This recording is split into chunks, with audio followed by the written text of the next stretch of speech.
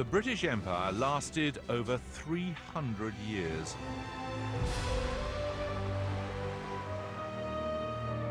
It made Britain the most powerful nation in history. It also shaped a fundamental part of the British character.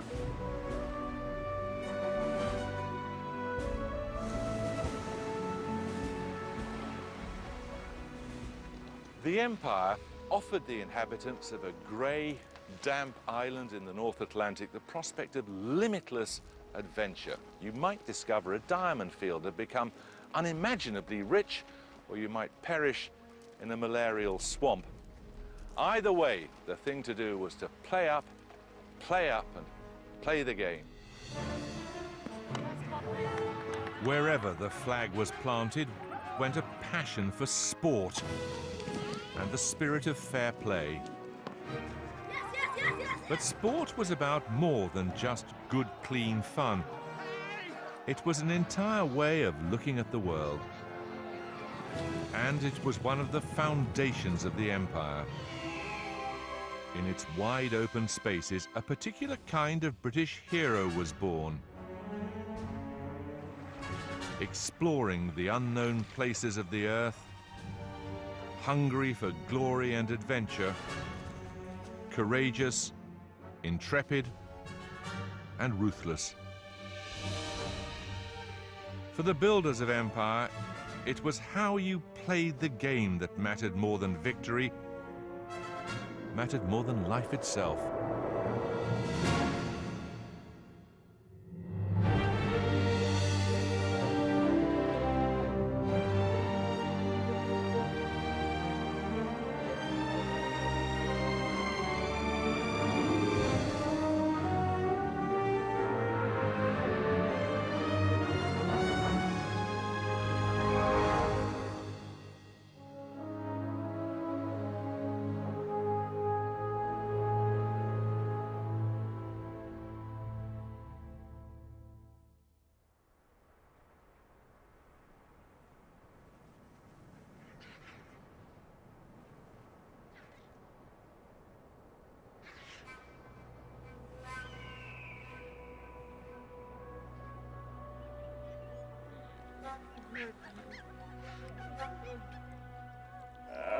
To Britons in the mid-19th century, the heart of Africa was as mysterious and unexplored as the dark side of the moon.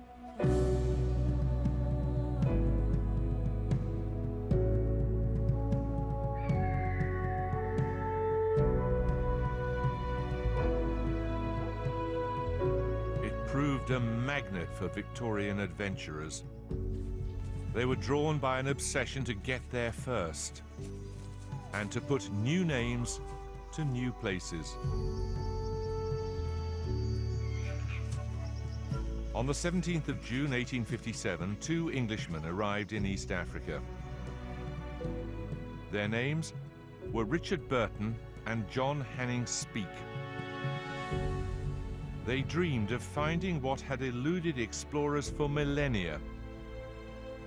Where did the most famous river in civilization begin?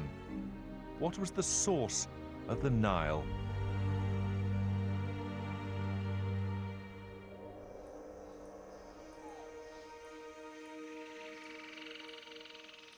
The two men could hardly have been more different.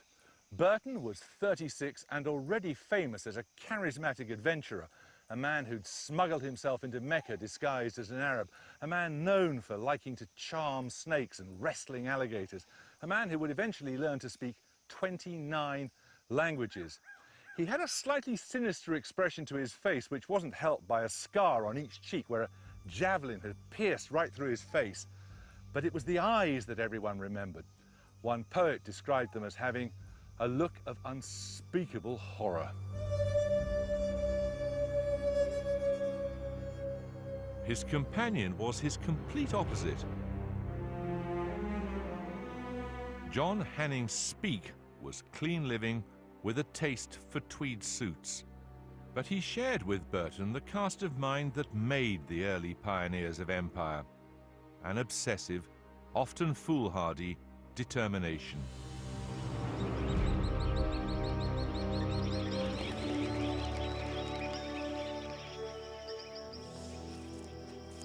The pair came to loathe each other and would become bitter rivals. Together they travelled over 1,500 miles through swamp, desert and jungle. For 2 years they journeyed into the interior, battling dysentery, fever and wild animals, scorched by the tropical sun.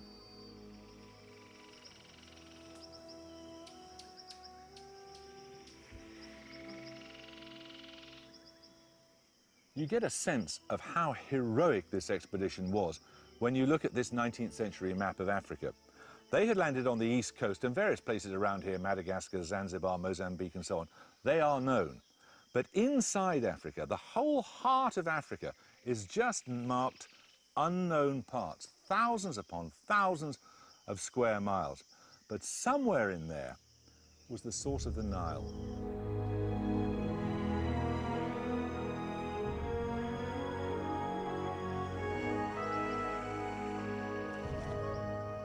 When Burton went down with malaria, Speke pressed on alone.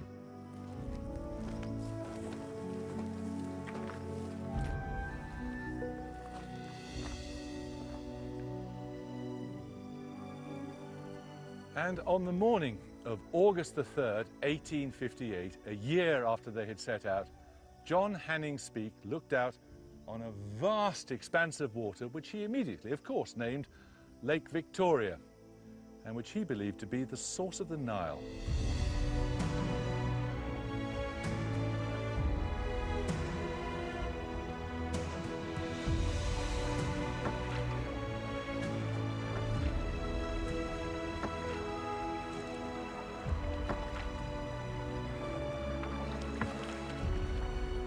I no longer felt any doubt, he wrote, that the lake at my feet gave birth to that river whose source has been the object of so many explorers. It was no more than a hunch, though as it later turned out, he was right. Despite the fact his evidence was really pretty thin, Speke hastened back to camp and 6 weeks later was reunited with Burton. "I found the source of the Nile," he told him, to which Burton replied, "Oh no, you haven't." The two men agreed it would just be safest not to talk about it anymore, and for the remainder of their time in the jungle they maintained a frosty English silence on the subject.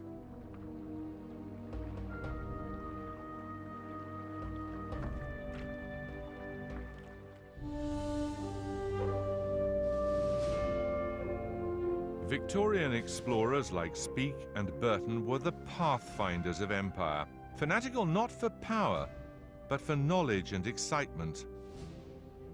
And they helped to create the image of the classic British hero.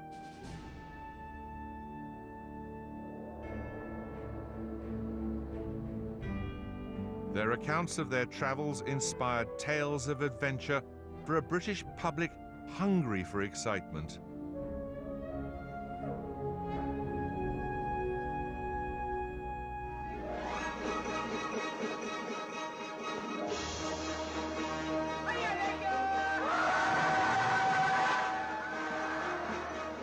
King Solomon's Mines was published in 1885 and was a huge bestseller.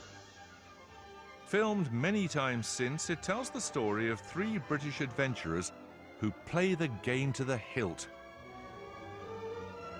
Together they cross Africa in search of the lost diamond mines of an ancient civilization. King Solomon's Mines.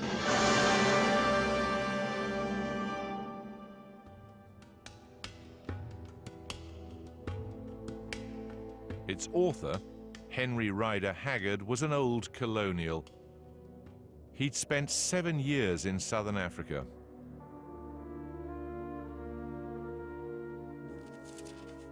The British public devoured his thrilling tale of danger and exploration.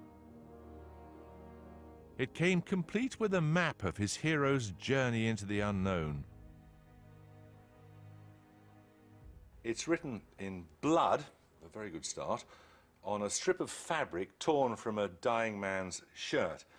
and it shows the route you have to take across the Kalakawe River, avoiding the bad water, between a couple of mountains called Sheba's Breasts, to the idols guarding the cave where the treasure is.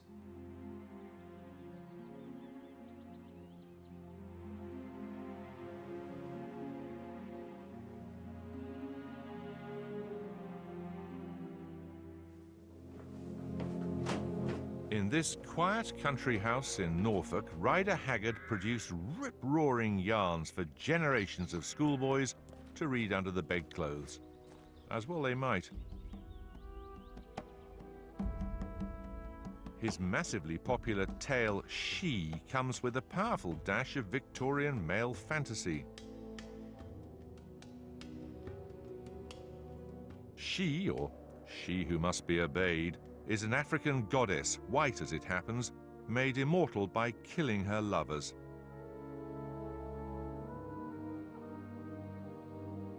The narrator is at last allowed a peep at her extravagant charms. For a moment, she stood still, her hands raised high above her head, and as she did so, the white robe slipped from her down to her golden girdle, bearing the blinding loveliness of her form. I mean, this is enough to burst the buttons on your Victorian waistcoat, but what it does point up is the way in which the empire opened up the possibility of all sorts of intoxications that were quite unknown in respectable old England. For Rider Haggard's heroes, the empire was a vast playground for a particular kind of British male. He's a fellow with a stiff upper lip, athletic and unpretentious. He is fair, he is honest, and he's steady. He's an amateur, and you can find him all over the empire, from Khartoum to Calcutta to Cape Town. If you needed 3 words to sum him up, a decent chap.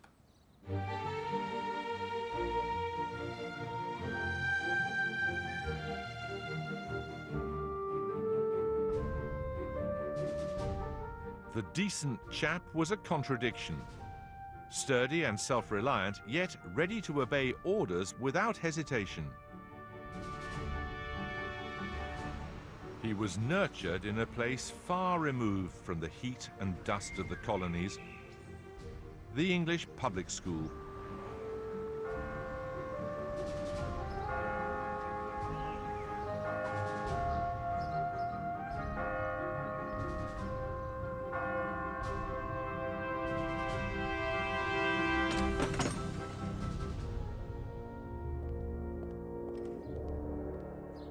The public school's heyday was the height of the Victorian era.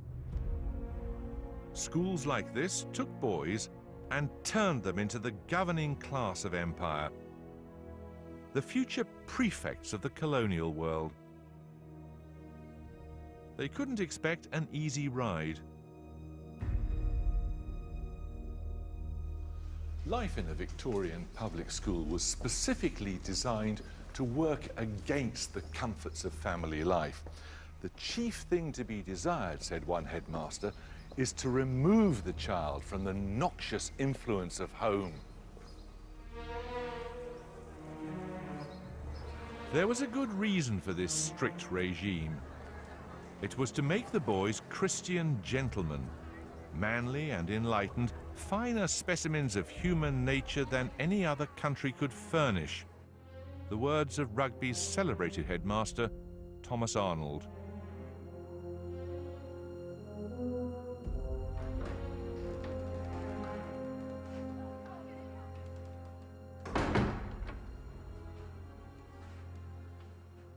This is the room known as Upper Bench, where Dr. Arnold taught some of the sons of the wealthier Victorian middle class. But from what they were taught, you would never guess that Victorian scientists, engineers, architects and explorers were about to forge the modern world.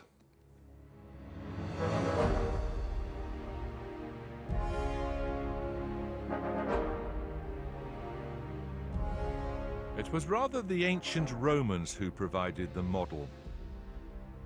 Victorian headmasters and politicians didn't look forward, but back to the classical world in which civilization was spread at the point of the sword.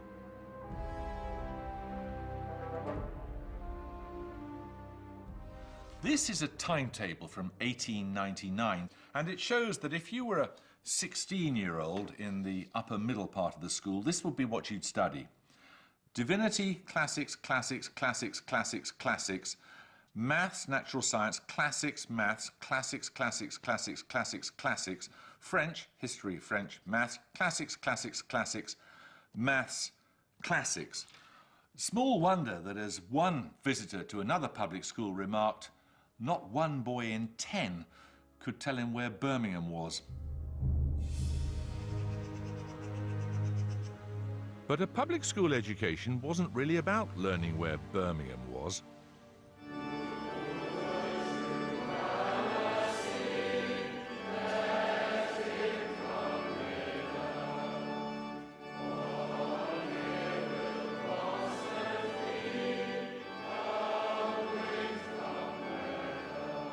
A particular idea of Christian values, discipline, respect for rules and ritual, these made up the public school's true mission, the moulding of character.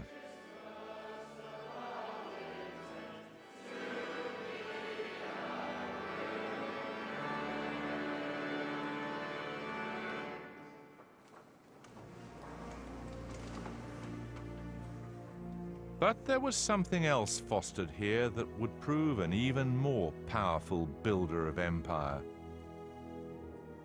The British public school practiced two religions, Christianity and sport.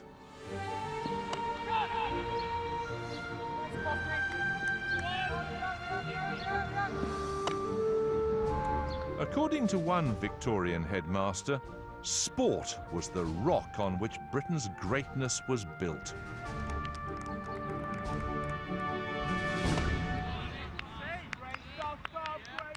Englishmen, he said, are not superior to Frenchmen or Germans in brains or industry, or the science or applications of war. In the history of the British Empire, it is written that England owes her sovereignty to her sports.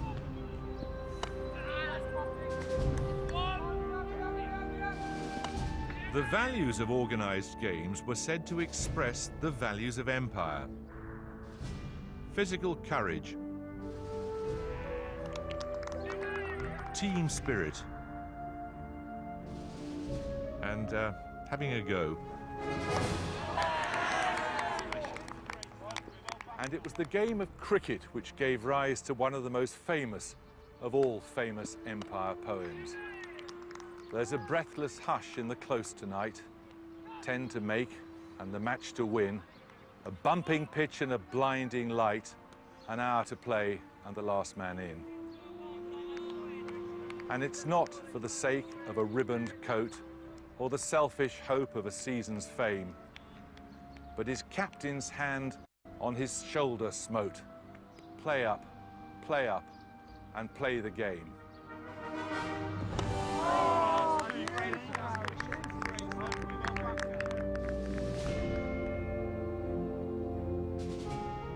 In the poem, the scene shifts from the cricket field to a bloody battle in the African desert. The schoolboy is now a soldier, his comrades in arms dead or dying all around him. But then his spirits soar as he hears his captain's voice calling, play up, and play the game."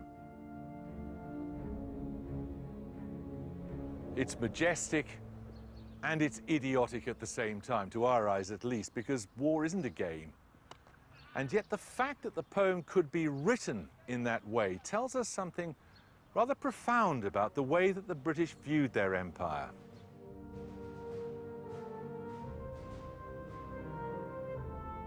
The battle which had inspired the poem was fought by British troops in the biggest country in Africa, Sudan. In such remote outposts, the heroes of empire achieved sometimes mythical status.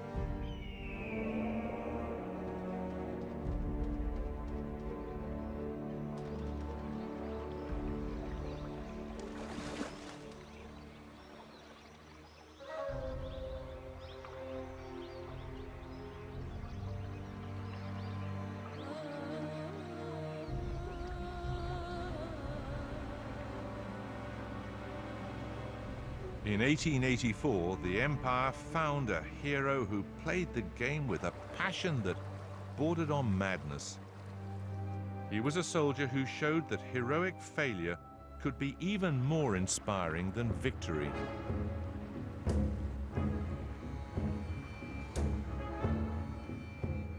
Charles Gordon was a maverick, a general who disobeyed orders and wrote his own. He became an imperial martyr in one of the strangest episodes in the history of empire, the Siege of Khartoum. The capital was surrounded by thousands of Islamic warriors, followers of a religious leader sworn to end British rule. He called himself the Mahdi, the expected one. The man sent from Britain to stop the Mahdi, roared on by the London newspapers, was already a legendary soldier and a fervent Christian.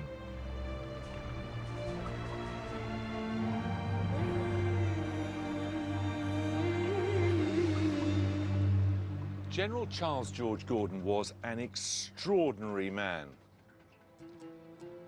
He was thin, he was 51, he was unmarried, and he had blue eyes with a faraway look in them. Other places they'd just have called him a crank, but as it was, the British public, whipped up by the press, came to share his unshakable self-belief. General Gordon could save Khartoum. Gordon's orders weren't to fight, but to evacuate the British force there. But Gordon himself had something rather more heroic in mind. From the governor's palace, he announced he'd hold out against the Mahdi until reinforcements were sent. The siege of the city began. The British government, furious with Gordon's disobedience, refused to act. The press were outraged at this treatment of their hero. Gordon had been deserted, they cried. He must be rescued.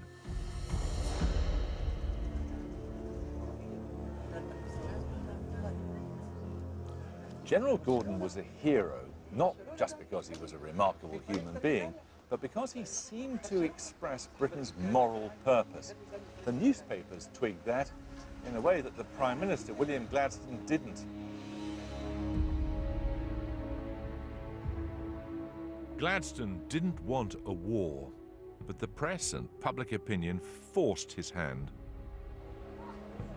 The army hastily assembled a relief force, but by now it was too late. After 10 months under siege, every scrap of food in Khartoum had been eaten. The dead lay in the streets, the Mahdi's men were at the gates. The water level of the Nile protecting the city dropped further every day.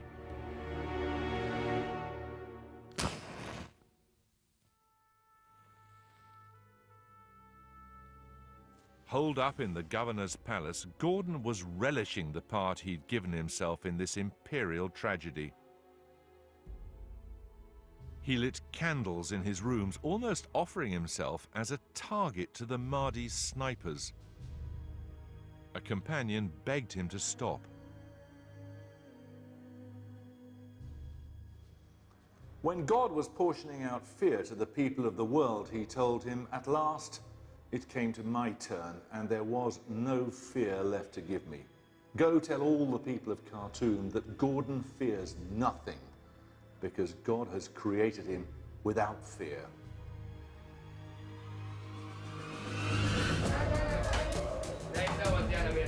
When the attack came, it was unbelievably savage. The siege had lasted 317 days. It ended in a bloodbath. Gordon was killed in the battle. The Mahdi's followers brought him Gordon's head as a trophy. The general's body was never found. Khartoum and the Sudan belonged to the Mahdi.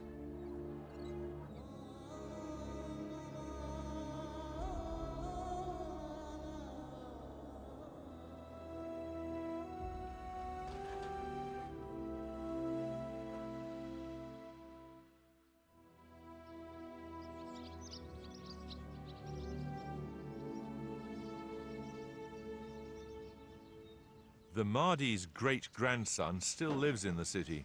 Ah, good morning, good morning, good morning. Good morning, Imam. Good morning. Thank you for having us. What sort of a man was your great-grandfather? The Mahdi was a world-denying figure. Although he wanted to change the world, he really wanted to change it in favor of the next world. So actually he was a world-denying, almost the aspirations of a mystic. Whatever kingdom he had in mind is a kingdom in heaven, not here. When you think about it, they're really pretty similar individuals, aren't they? I mean, they're both religious. Yes, they were both ascetic men. They both. Yes. Gordon too was a man who mortified the flesh and denied the world. Indeed. And he was a great hero in Britain in the way that the Mahdi was a popular hero here. Indeed. That's why there is this tragedy, that there was this conflict between people who, in a world differently organized, could have been very close friends. What do you feel about General Gordon? He had no business combating people who were asserting themselves. The whole basis is that power corrupts. And if you have power, it's very difficult for you to accept other human beings as your equal, because you feel that the very powerful situation makes you some kind of god. Then you make the rules, then you make the everything, you decide everything. And this, of course, is a great human failing.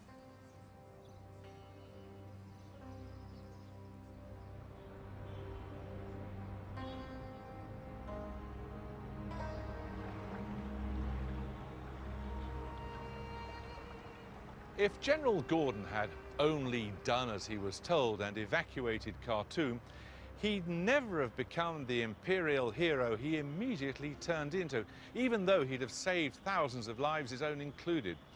The people of Britain didn't much care whether or not Sudan was in the British Empire, but this wasn't about a place. It was about an idea.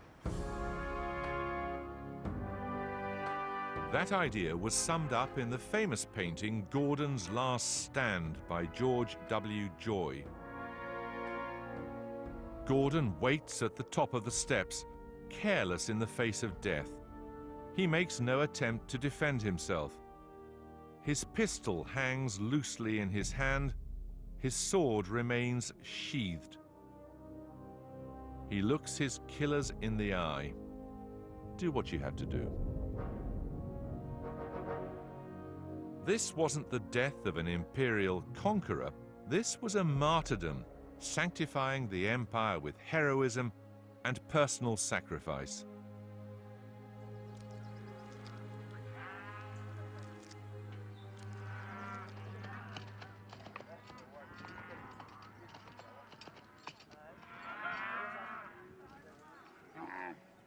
The memory of Gordon's solitary end refused to fade.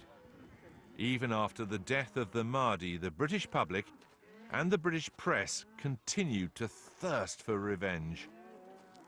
The task fell to a man of a very different kind from Charles Gordon.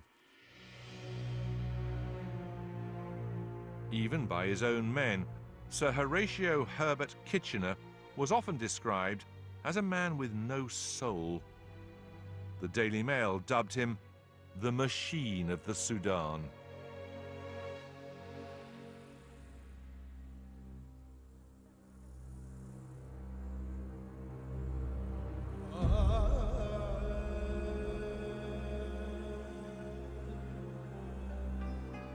On the 1st of January 1897, a meticulously organized force left Egypt for Khartoum, over 600 miles to the south.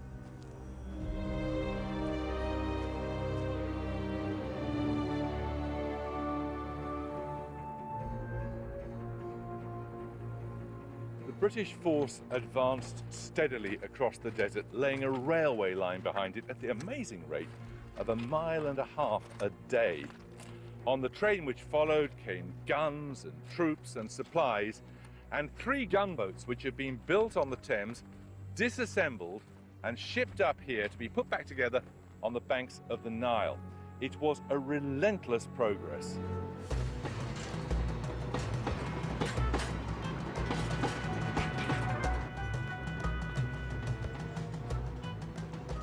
This was a new kind of warfare, the moment the empire entered the machine age.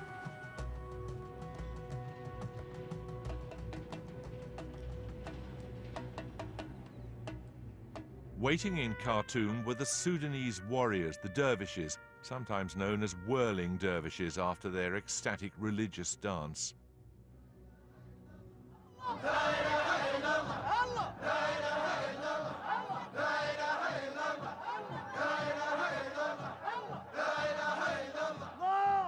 Dervishes still gather on holy days in Khartoum to pray, celebrate, and dance.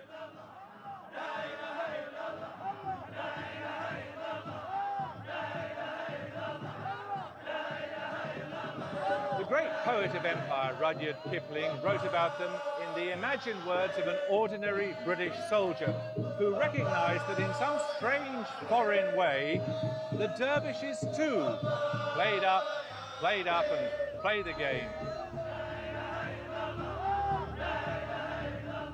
Kipling's soldier raises an imaginary glass to his fearless foe. So here's to you, Fuzzy Wuzzy, at your home in the Sudan. You're a poor, benighted heathen, but a first-class fighting man.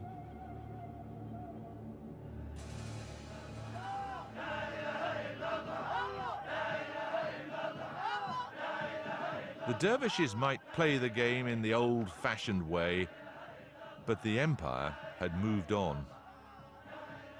Kitchener would rely on rather more than fighting spirit to win in battle.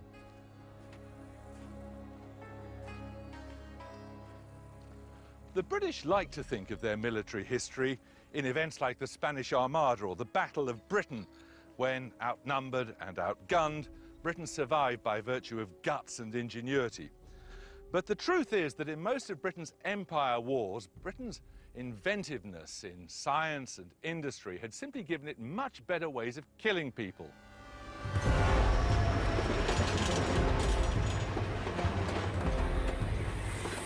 On Kitchener's desert train had come machine guns and thousands of rounds of ammunition. At Omdurman, near Khartoum, the stage was set for one of the bloodiest battles in the history of empire.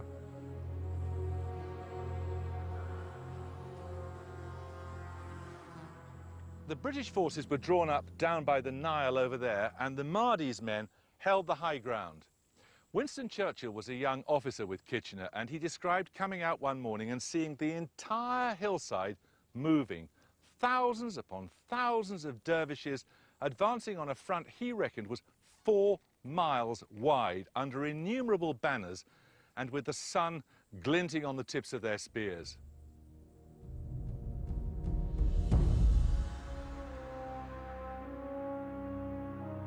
Spears against machine guns. The result was never in doubt.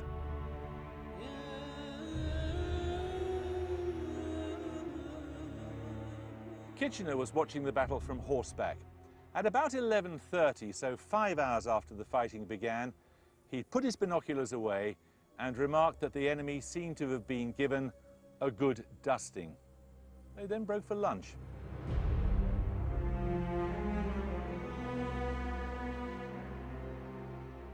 The casualties were about 10,000 Sudanese dead to 48 British.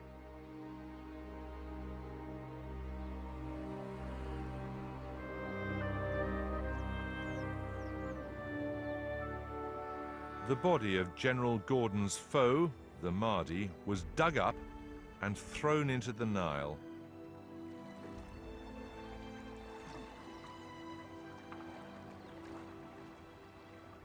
Kitchener was presented with the Mahdi's skull as a trophy of war. The story went that he planned to use it as an inkstand. Queen Victoria was not amused. Ornamental skulls weren't her idea of fair play, even if Kitchener had added 1 million square miles to her empire. Where Gordon had failed, Kitchener had succeeded spectacularly. But it wasn't Kitchener, the machine of the Sudan, who became the empire's romantic hero. That role belonged to Charles George Gordon, idealistic, reckless, and slightly deranged, and now very dead. That was how the empire really liked their heroes.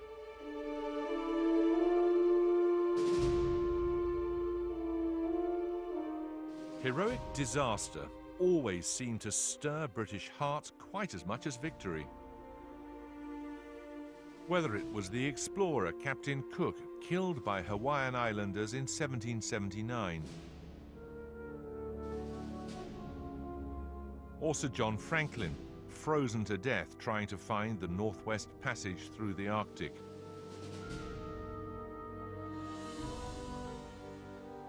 Or the charge of the Light Brigade riding fearlessly and pointlessly into enemy cannon fire in the Crimea.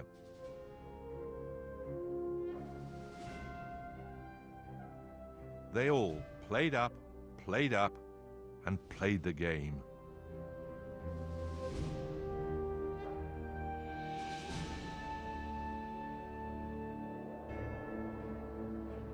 Tales of heroism provided spectacular stories for the citizens of what was soon calling itself the Mother Country.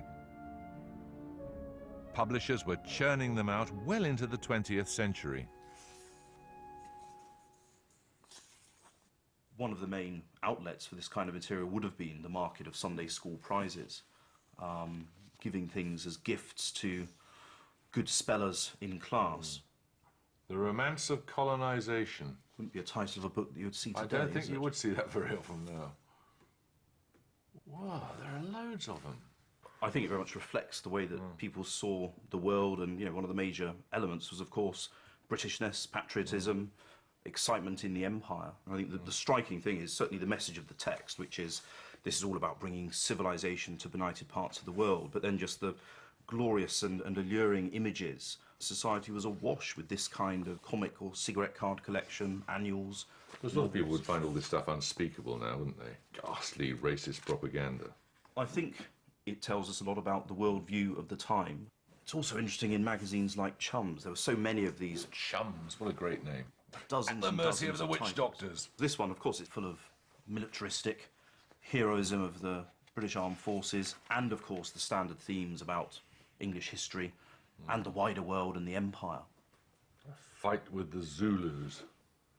Here, for example, there are copies of The Wider World, which, to all intents and purposes, is very much the same stuff yet again. When you start looking in the magazine and you get adverts for Canadian Club whiskey or Burlington belt trusses or Briar pipes, that you realise the target audience. Chap who needs a truss is going to be damn all use in some of these situations. Such tales might satisfy the armchair imperialist at home, but out in the colonies, playing the game was something to be done more energetically.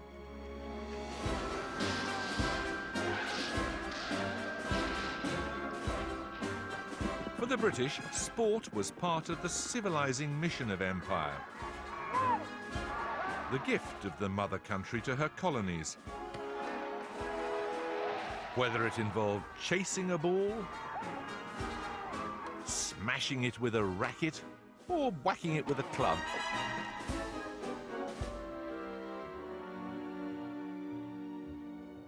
The sporting gospel was carried to the farthest flung corners of the empire.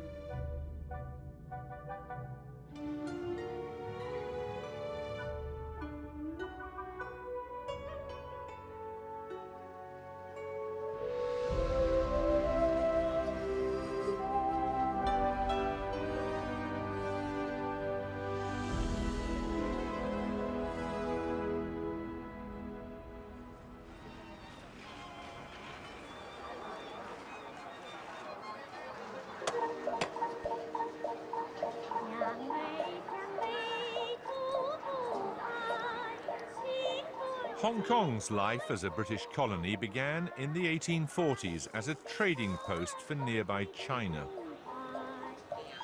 Even here, there was always a place for one of the empire's great obsessions: horse racing.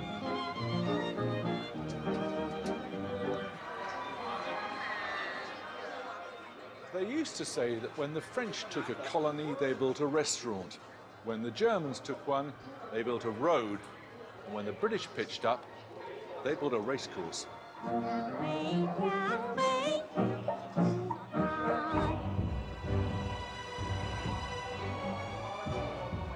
Happy Valley Racecourse in the heart of Hong Kong is a legacy of the days of empire. Over 20,000 people come here every Wednesday night.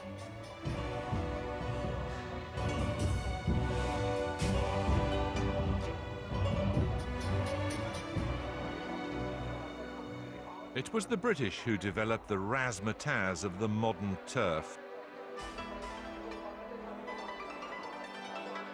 Today's inhabitants are such enthusiastic gamblers that bookies here take as much money in one night as in the whole of Ascot Week.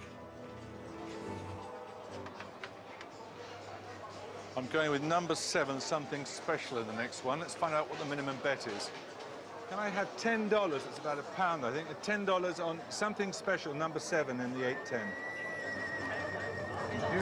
$10 on number 7, right? Number 7, something special.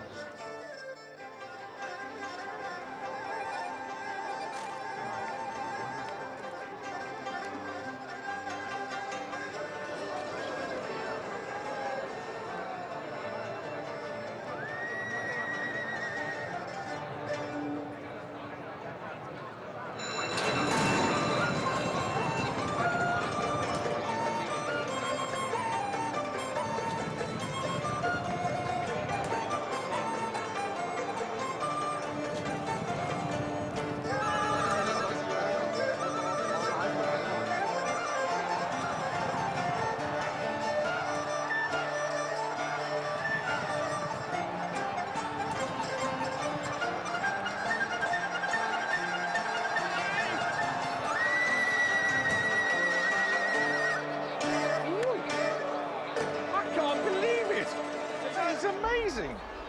I won! I won! It's amazing! I won! First time! $36, which is about just over £3. We're not even going to get a round of drinks out of it.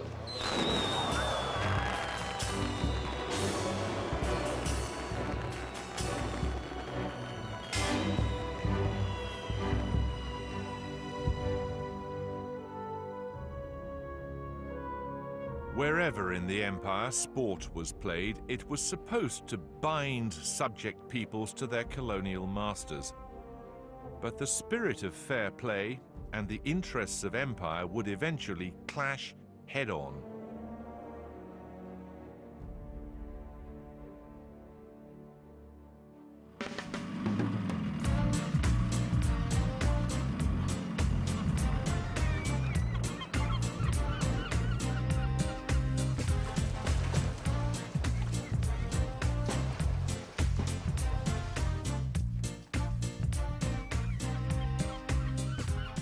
The West Indian island of Jamaica had been a British colony since 1655.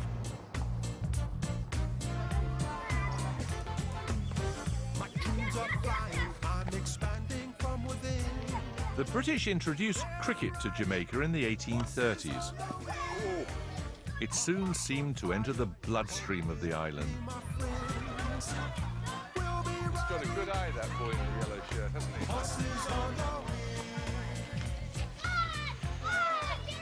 How old are you? 10. 10?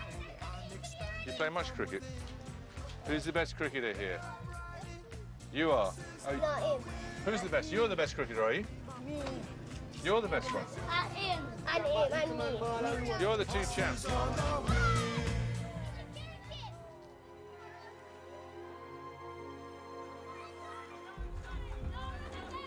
But there was a problem here. How could a game which prided itself on fairness work in an empire divided between rulers and ruled, and therefore very obviously unfair?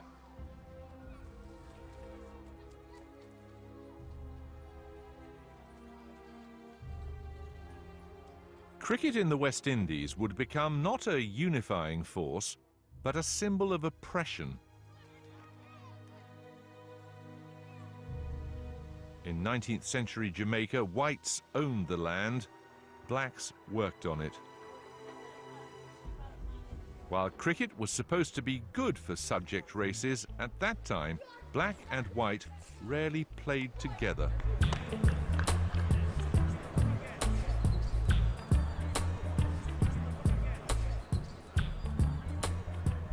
It's a practice day at Sabina Park, the home of Jamaica's Kingston Cricket Club.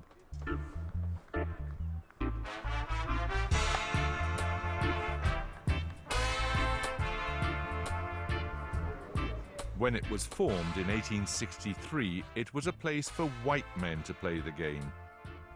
Even when black and white began to play on the same side, racial tensions in the game remained.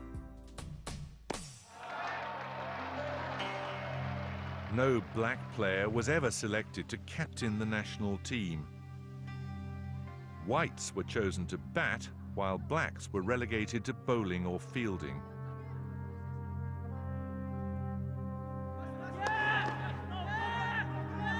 It wasn't quite the done thing for white men to do a lot of running around in the tropics, and besides which there was a distinction between brawn, bowling, and brains, batting. Batting was for white men. Change had to come.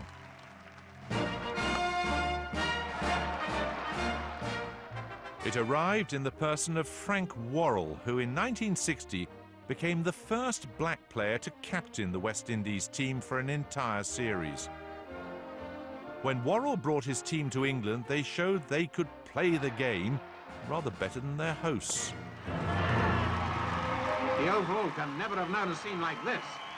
Victory in the series by 3-1 confirmed the West Indies as the most powerful side in the world.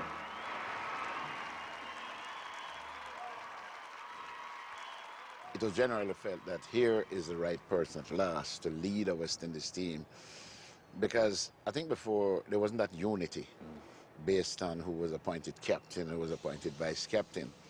Now it was felt that the players have a captain they can fight for.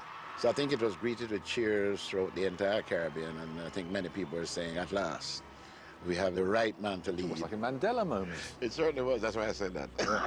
Free at last, free at last. Free at last, at last, at last.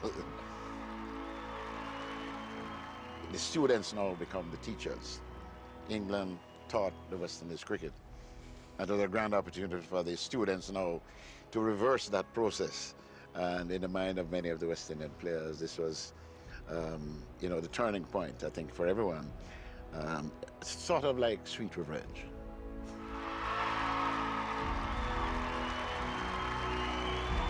In the end, the British idea of fair play undermined the very notion of empire itself. If a black cricket captain, why not a black prime minister? In 1962, Jamaica became the first Caribbean island to gain independence. And through the 1960s, all over the empire, from the West Indies to Fiji, the Union Jack came down.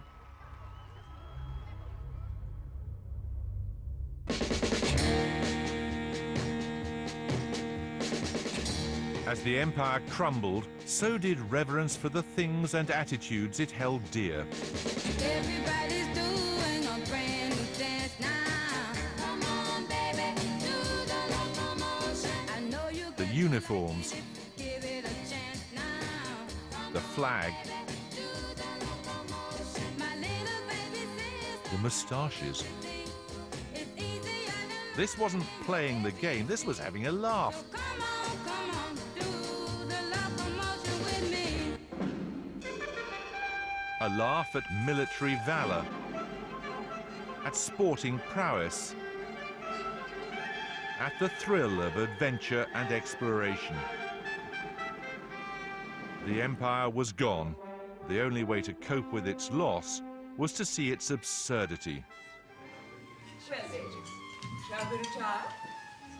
We'll be in to spank you later, you firm buttocked young Amazons, you.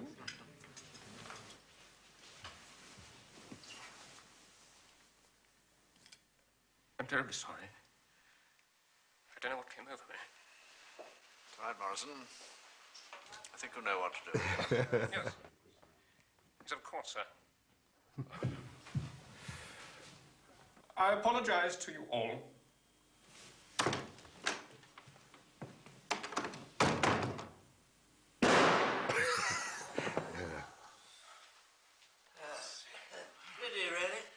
Nice enough, young chap. Now, why is it funny?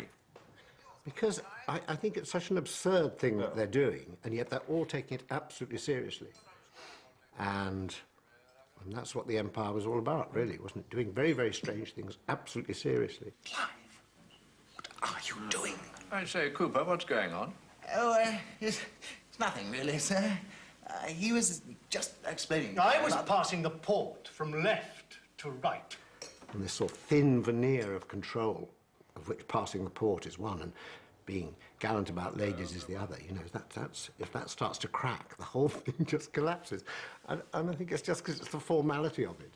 And, of course, the fact they're going to shoot themselves, which is the kind of ultimate logical end to letting down the Empire.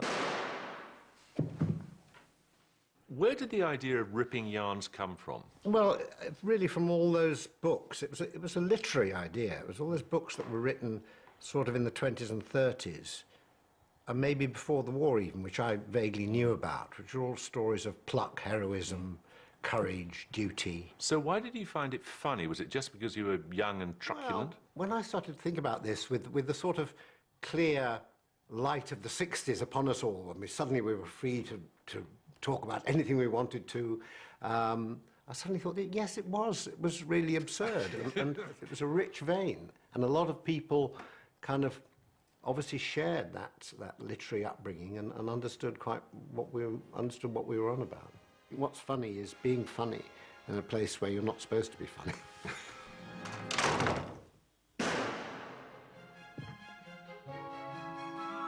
So is all that's left of Empire just a bit of a joke? Not entirely.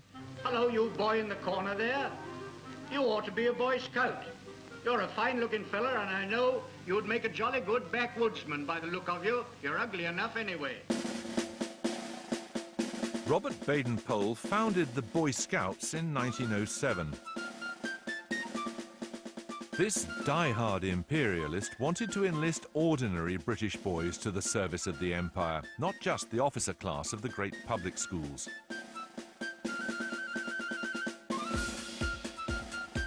He gave them military-style uniforms and funny rituals, so these boys too could play up and play the game.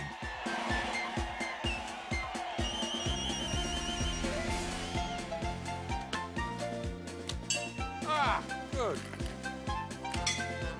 Today, the Scouts are going as strong as ever. Hey! Here at an annual camp in Norfolk, Boy Scouts and Girl Scouts learn about living in the wild, Oh, good.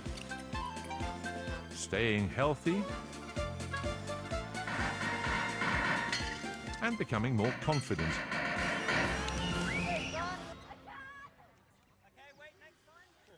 Baden-Powell had toyed with the idea of calling his organisation Young Knights of the Empire. But by the time I joined it, it had nothing to do with empire. What it fed on and continues to feed on is young people's appetite for adventure, for sleeping out, for cooking under the stars, for cleaning your teeth with a twig in a stream.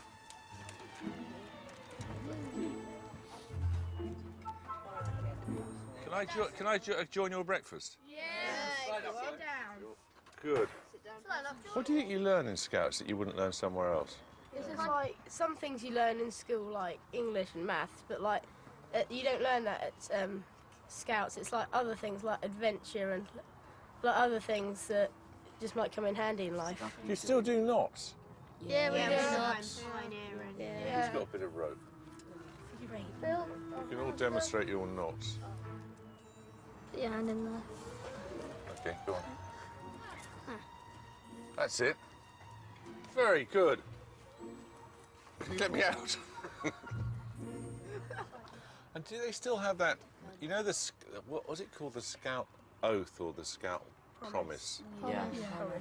And how does it go? I promise to do my best to God and the Queen, to help other people and to keep the Scout law.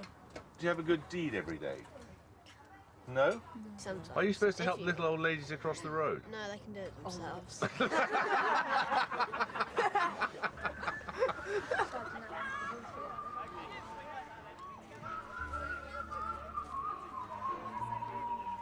The Scout movement now numbers over 41 million boys and girls from North America to Europe to Africa.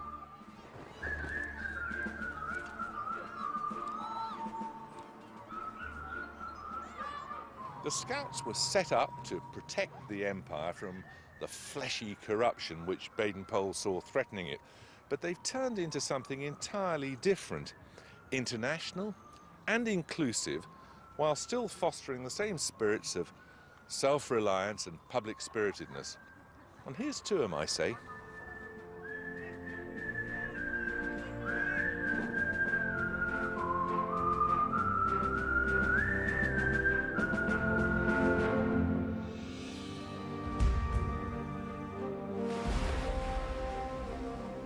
Next time, the Empire's roots. Piracy in the Caribbean. Empire's riches. How it grew into a global money machine. And Empire's shame. Profits from opium and slavery.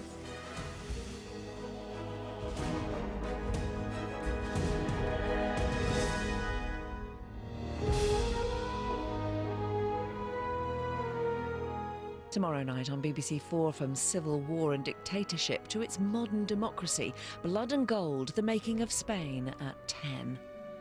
To Athens next tonight, Building the Ancient City explores daily life and the emergence of the original democracy.